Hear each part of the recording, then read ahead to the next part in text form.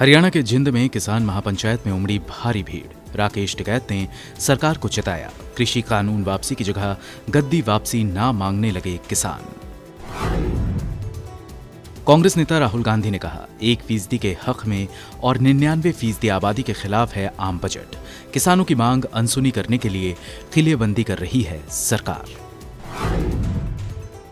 26 जनवरी को हुई हिंसा मामले में सुप्रीम कोर्ट का न्यायिक जांच से इनकार। जांच की मांग वाली याचिकाओं पर कहा, सरकार को करने दें कार्रवाई।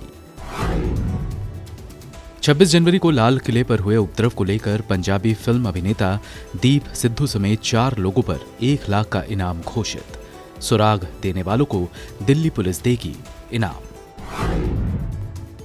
पॉपस्टार रिहाना और ग्रेटा थनबर्ग जैसी सेलिब्रिटी के किसान आंदोलन के समर्थन में आए ट्वीट का सरकार ने दिया जवाब। कहा, भारत के बहुत छोटे हिस्से से आने वाले किसान कर रहे हैं प्रदर्शन। महाराष्ट्र में 50% क्षमता के साथ 15 फरवरी से खुलेंगे कॉलेज। सरकार ने 75% अटेंडेंस की अनिवार्यता का नियम इस साल के लिए हटाया। बिहार में नीतीश सरकार का अजब फरमान। विरोध प्रदर्शन में शामिल होने पर मामला दर्ज हुआ तो ना सरकारी नौकरी मिलेगी और ना ही ठेका। तेजस्वी का तंज, हिटलर और मुसोलिनी को टक्कर दे रहे हैं नीतीश। रूस में जारी सरकार विरोधी प्रदर्शनों के बीच विपक्ष के नेता अलेक्सी नवेल्नी को मॉस्को की एक अदालत ने सुनाई 3.5 साल की सजा। पैरोल की शर्तों का उल्लंघन का आरोप। और सऊदी अरब ने भारत और अमेरिका समेत 20 देशों की उड़ानों पर लगाया प्रतिबंध। कोरोना के खतरे को देखते हुए लगाया प्रतिबंध।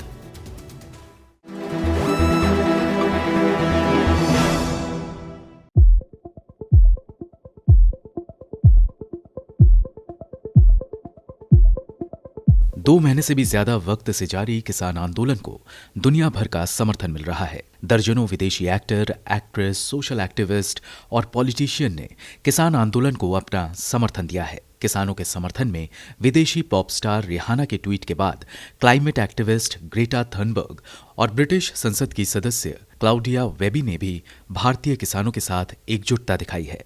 ग्रेटा थनबर्ग ने माइक्रो ब्लॉगिंग साइट ट्विटर पर लिखा, हम भारत में किसान आंदोलन के समर्थन में एकजुटता से खड़े हैं।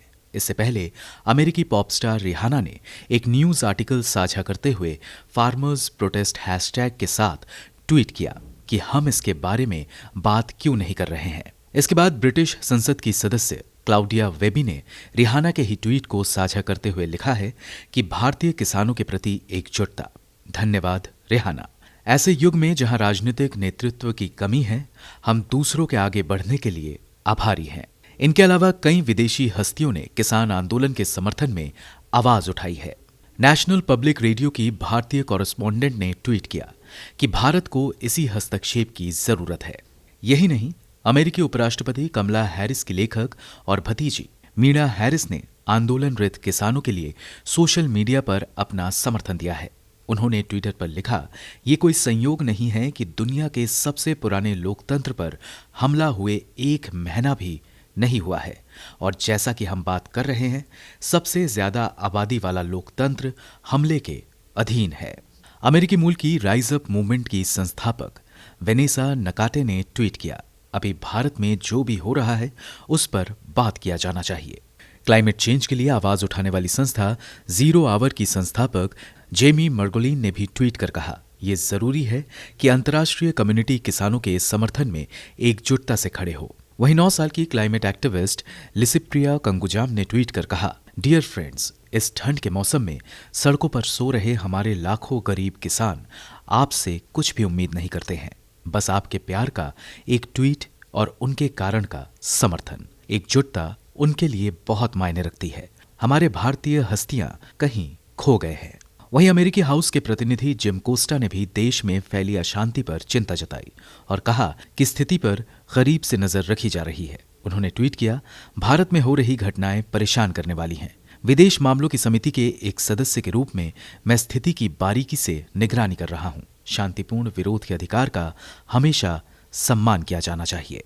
ब्यूरो रिपोर्ट, गो न्यूज।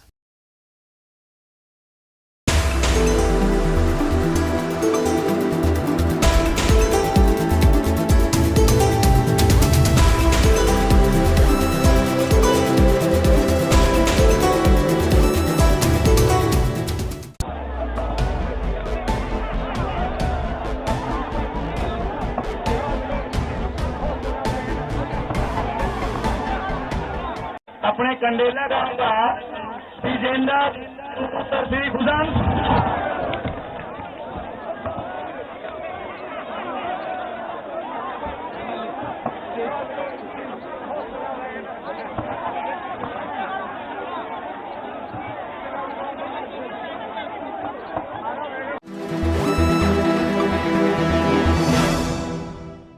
गाजीपुर की धरती, वो महेंद्र सिंह टिकैत की धरती, जान के बेटे राकेश टिकैत को मारने की और चारों को घेर घोट के किसानों को मारने की साजिश ऐसी की, जो उनकी आंखों से जो आंसू निकले वो सुनामी लहर, किसानों की एक सुनामी लहर रातों रात इस 3 जिले का बहुत बड़ा सहयोग रहा है, जो रातों रात हिंदुस्तान के किसानों के आंदोलन को एक बहुत बड़ी ताकत देने का काम किया।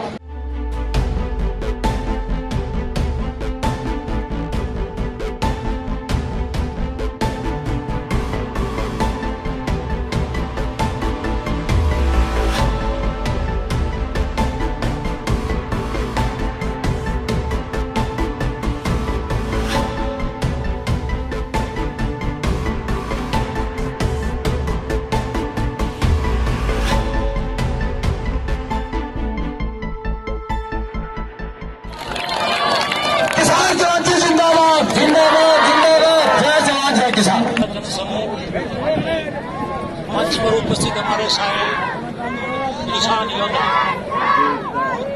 साथियों, इससे पहले मैं 2 नारे लगाना चाहता हूँ। मुझे उम्मीद है कि आप जरूर नारे लगाएंगे और दिल से लगाएंगे। मैं कहूँगा मजदूर किसान एकता, आप कहेंगे जिंदाबाद जिंदाबाद। जोर से नारे लगाना ताकि दिल्ली तक आवाज पहुँचे और वहाँ पर बैठी गूंगी बहरी सरकार को ये पता चले कि कंडला खाप के अंदर एक महापंचायत आयोजित की जा रही है। भाई एक मिनट विक्रम आइए भाई, ये पास से आवाज खोल जल्दी, पास से माइक ला दे विक्रम। भाई आपको था लेकिन आवाज नहीं लगाओ तो सारा यहाँ चीन तक भी कुछ पहुंची। आपने तो दिल्ली से जाके पहुंचाई है। किसान मजदूर एकता, धन्यवाद। अगर इंटरनेट शाम तक चालू नहीं होगा, जितनी हमारी खापें हैं जींद की 17 या जितनी भी हैं, वो कड़े से कड़ा फैसला लेंगी। जो वो फैसला लेगी हमें वो मंजूर है। अगर हमें रोड तक जाम करने पड़े पूरे हरियाणा के, तो हम रोड तक जाम करेंगे। ये हमारी खापों का फैसला है।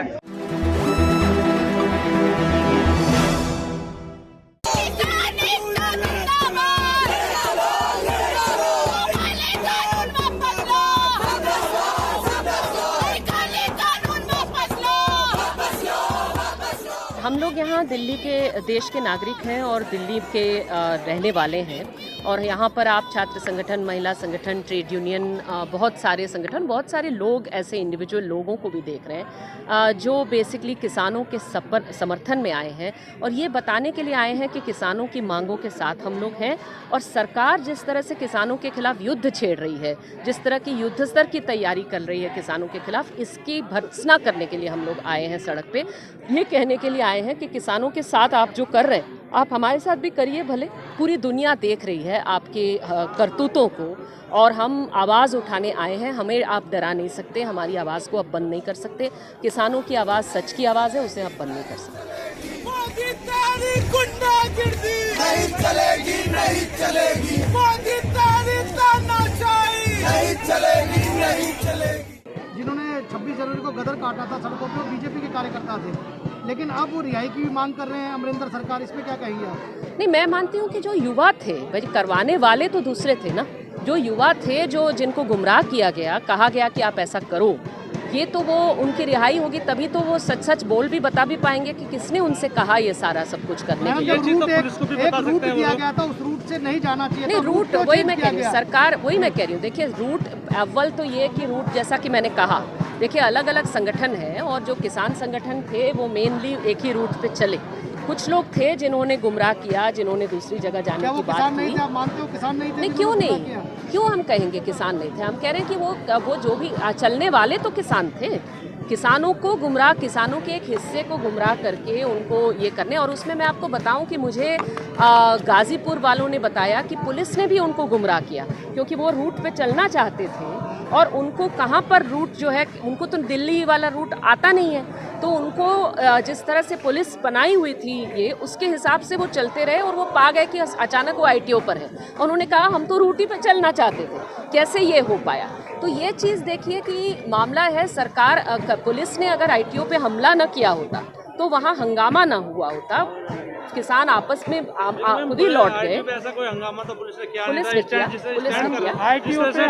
स्टैंड कर रहे थे वहाँ पर आते नहीं, पुलिस ने बसों के लाल किला का रास्ता कहाँ पर है, वो कुछ लड़कों ने किया, वो कुछ लड़कों ने किया, सही बात है, सभी ने बिल्कुल नहीं किया, नहीं ऐसा बिल्कुल नहीं है, नहीं हम लोग भी वहाँ थे, हमारे भी रिपोर्टर वहाँ थे, हमारे भी लोग ना बिल्कुल। अरे आप उस बात पे क्यों ले जा रहे हैं चीजों को, भाई उस चीज की तो सबने विरोध कर दिया, आप फिर उसी पे बुलवा रहे हैं। हमने तो कह दिया ना, मैं तो कह रही हूँ किसानों ने जो किया, लाखों किसान जो है दिल्ली में, और मैं दिल्ली के इतने लोगों से उस दिन बात की, सबने कहा कि लाखों किसान चुपचाप चल रहे हैं, दिल्ली के एक नागरिक को परेशान नहीं किया, दिल्ली के एक नागरिक के खिलाफ कुछ नहीं किया, इतने बढ़िया तरीके से चले, लोग इसी को देख रहे हैं। इसीलिए अगर कुछ लोग जो हैं वो एक खास घटना को पहले तो बनाइए, फिर उसी घटना को भुनाइए, तो जो बना रहे हैं भुना रहे हैं उनसे मुझे बात ही नहीं करना। मैं कहना चाहती हूँ कि उस लड़के की मौत जो है कैसे हुई, नवरीत की, यहाँ पर गोली, यहाँ पर गड्ढा है, यहाँ पर गड्ढा है, क्या वो चीज़ है गोली छोड़ करके? आप कोई मुझे बता दें, मुझे पूछने का सवाल पूछने का हक है कि क्या चीज़ है गोली छोड़ करके जो यहाँ छेद बना सकती है, यहाँ छेद बना सकती है और निकल जाएगी, लेकिन ये सवाल पूछना जो है गुनाह है। हाँ, सुशांत सिंह राजपूत के बारे में महीनों सवाल पूछते रहोगे वही चैनल, और वही चैनल जो है इस बारे में सवाल पूछने वालों को जेल में होना चाहिए, इसी बात को कह रही है। पत्रकारों को जेल में डाला जा रहा है, तो इसके खिलाफ हम हैं, हम तो सब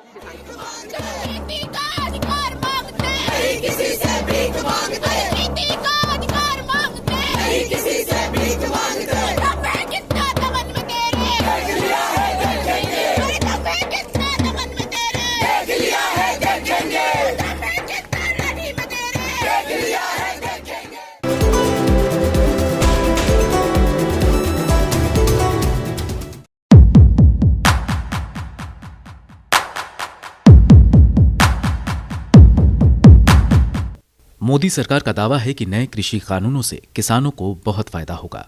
इसके लिए सरकार कॉन्ट्रैक्ट फार्मिंग के प्रावधान का जिक्र करती है, पर जब उसी कॉन्ट्रैक्ट फार्मिंग से जुड़ा सवाल राहुल गांधी ने संसद में पूछा तो सरकार का जवाब बेहद हास्यास्पद था। उसने अनाज के बजाय पशुपालन से जुड़ी स्टडी का हवाला दिया। दरअसल राहुल गांधी ने लोकसभा में सरकार से सवाल पूछा था कि क्या सरकार ने किसानों की आय पर कॉन्ट्रैक्ट फार्मिंग के प्रभाव पर कोई अध्ययन शुरू किया है। इस सवाल के जवाब में कृषि मंत्री नरेंद्र सिंह तोमर ने जो लिखित जवाब दिया वो खुद किसी सवाल से कम नहीं। नरेंद्र सिंह तोमर के लिखित जवाब में कॉन्ट्रैक्ट फार्मिंग से जुड़े 5 अध्ययनों का जिक्र किया गया, पर इनमें 4 पशुपालन से जुड़े थे। सिर्फ एक अध्ययन का रिश्ता अनाज उत्पादन से था। इससे पता चलता है कि केंद्र सरकार के पास किसानों की आय पर कॉन्ट्रैक्ट फार्मिंग के प्रभावों को सिद्ध करने के लिए कायदे के अध्ययन तक मौजूद नहीं है। फिर भी वो किसान आंदोलन के पहले दिन से कॉन्ट्रैक्ट फार्मिंग से किसानों के फायदे का ढोल पीट रही है।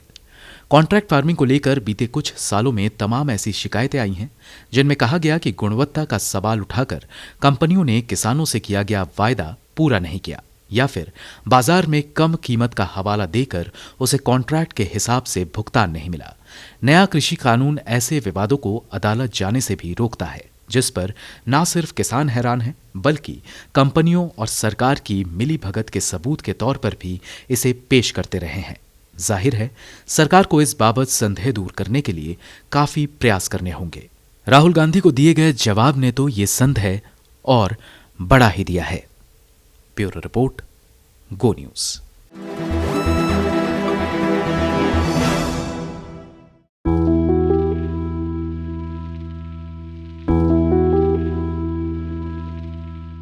कांग्रेस सांसद शशि थरूर और राजदीप सरदेसाई, मृणाल पांडे समेत 5 वरिष्ठ पत्रकारों ने अपने खिलाफ दर्ज राजद्रोह के मामले को लेकर सुप्रीम कोर्ट का दरवाजा खटखटाया है। आरोप है कि सभी ने 26 जनवरी की ट्रैक्टर परेड में जान गंवाने वाले एक प्रदर्शनकारी की मौत से जुड़ी कथित गलत जानकारी सोशल मीडिया पर साझा की थी। इसे लेकर इन सभी पर सीधे राजद्रोह का मामला दर्ज हुआ है, जिस पर एडिटर्स गिल्ड ने भी कड़ा ऐतराज जताया है। बहरहाल ये केवल पत्रकारों का मामला नहीं है। सरकार के खिलाफ उठने वाली हर आवाज को आजकल राजद्रोही बताने का चलन हो गया है। रिसर्च संस्थान आर्टिकल 14 की ताजा रिपोर्ट बताती है कि केंद्र में नरेंद्र मोदी की सत्ता संभालने के बाद से राजद्रोह के मामलों में तेजी से बढ़ोतरी हुई है। रिपोर्ट के मुताबिक पिछले एक दशक में करीब 11,000 लोगों के खिलाफ राजद्रोह के मामले दर्ज हुए हैं। इनमें 65% मामले सिर्फ पिछले 6 सालों में यानी मोदी राज में दर्ज हुए। ज्यादातर मामलों में विपक्षी नेता, छात्र, पत्रकार, लेखक और एकेडमिशियन शामिल हैं। रिपोर्ट के मुताबिक 2010 के बाद सरकार और सत्ताधारी नेताओं की आलोचना करने को लेकर 405 भारतीयों के खिलाफ राजद्रोह के मामले दर्ज किए गए। इनमें 96% मामले 2014 में नरेंद्र मोदी की सत्ता में आने के बाद दर्ज हुए। रिपोर्ट में बताया गया है कि प्रधानमंत्री नरेंद्र मोदी की आलोचना करने की वजह से 149 लोगों के खिलाफ राजद्रोह के मामले दर्ज हुए। वहीं यूपी के सीएम योगी आदित्यनाथ की आलोचना की वजह से भी बीजेपी नेताओं ने 144 नागरिकों के खिलाफ राजद्रोह का केस दर्ज कराया। रिपोर्ट के मुताबिक नागरिकता कानून और हाथरस गैंगरेप को लेकर सरकार विरोधी प्रदर्शनों और आंदोलनों के बाद राजद्रोह के मामले बढ़े हैं।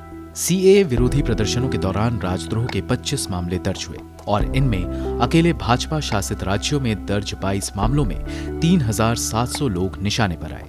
वहीं पुलवामा हमले के बाद राजद्रोह के 27 मामले दर्ज हुए, जिनमें अकेले 26 मामले भाजपा शासित राज्यों में दर्ज किए गए। जिन राज्यों में सबसे ज्यादा राजद्रोह के मामले दर्ज हुए हैं उनमें बिहार, उत्तर प्रदेश, कर्नाटक और झारखंड शामिल है। आर्टिकल 14 की रिपोर्ट के मुताबिक उत्तर प्रदेश में 115 राजद्रोह के मामले दर्ज हुए और इनमें 77% मामले सिर्फ 4 साल के योगी काल में दर्ज हुए। आधे से ज्यादा मामले सिर्फ राष्ट्रवाद के मसले को लेकर दर्ज किए गए। वहीं सीएए विरोधी प्रदर्शनों में कथित तौर पर हिंदुस्तान मुर्दाबाद के नारे लगाने के आरोप में कई मामले दर्ज हुए। इनके अलावा पुलवामा हमला और 2017 में भारत के आईसीसी चैंपियनशिप में हार के बाद कथित जश्न मनाने को लेकर भी कईयों के खिलाफ राजद्रोह का मुकदमा दर्ज किया गया। अगर आंकड़े देखें तो पता चलता है कि बिहार में 2010 और 2014 के बीच में जितने भी राजद्रोह के मामले दर्ज हुए, ज्यादातर मामलों में माओवादी और नकली नोटों का धंधा करने वाले शामिल थे, जबकि 2014 के बाद 23% मामले सीएए विरोधियों के खिलाफ और उन हस्तियों के खिलाफ दर्ज हुए जिन्होंने लिंचिंग और असहिष्णुता के खिलाफ अपनी आवाज उठाई और जिन पर पाकिस्तान समर्थक नारे लगाने का आरोप लगा। रिपोर्ट में बताया गया है कि ये आंकड़े 1 जनवरी 2010 से 31 दिसंबर 2020 तक के हैं। ये सभी मामले 151 साल पुराने कानून आईपीसी की धारा 124A के तहत दर्ज किए गए हैं, जो राजद्रोह की श्रेणी में आता है। आईपीसी की धारा 124A के मुताबिक अगर कोई शख्स लिखकर, बोलकर या फिर किसी अन्य तरीके से भारत में विधि द्वारा स्थापित सरकार के खिलाफ नफरत, शत्रुता या फिर अवमानना पैदा करेगा, उसको राजद्रोह का दोषी माना जाएगा। इसके लिए 3 साल से लेकर आजीवन कारावास तक की सजा और जुर्माने या दोनों का प्रावधान है। ब्यूरो रिपोर्ट, गो न्यूज।